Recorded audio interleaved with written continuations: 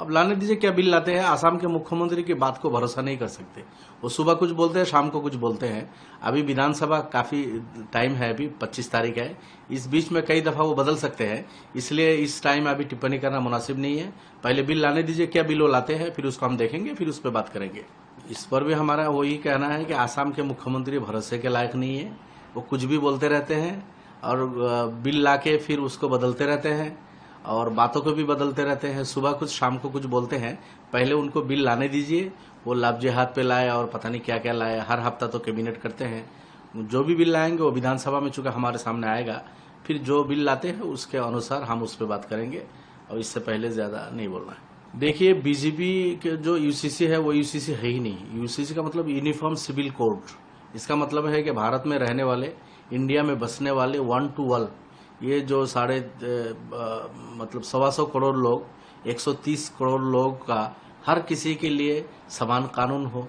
लेकिन बीजेपी का जो यूसीसी उत्तराखंड में लाया है, उसमें ये कम्युनिटी बाद, ये कम्युनिटी को अलग किया, उस कम्युनिटी को अलग किया। भाई वो यूसीसी रहा कहाँ?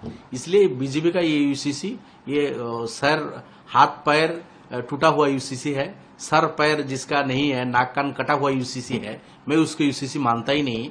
बीजेपी ये सब लोगों को टोपी पहना रहे हैं, लोगों को मिसगाइड करने के लिए एक जुमला है बीजेपी का।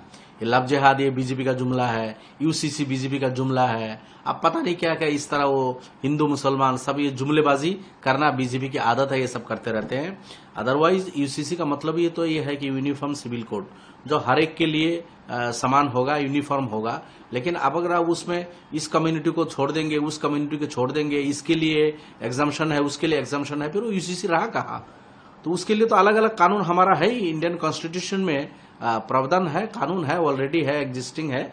तो कोई जरूरत नहीं है इस तरह के हाथ पैर टूटा हुआ यूसीसी का, मैं समझता हूँ। अच्छा किया महागठबंधन वाले, कांग्रेस, राजद, तेजस्वी यादव, इसी तरह लेफ्ट पार्टीज है, उसमें वीआईपी पार्टी एक है, कई पार्टी मिलके इन लोगों का संगठन है और इन लोगों ने अपना मुख्यमंत्री का फेस डिक्लेयर कर दिया।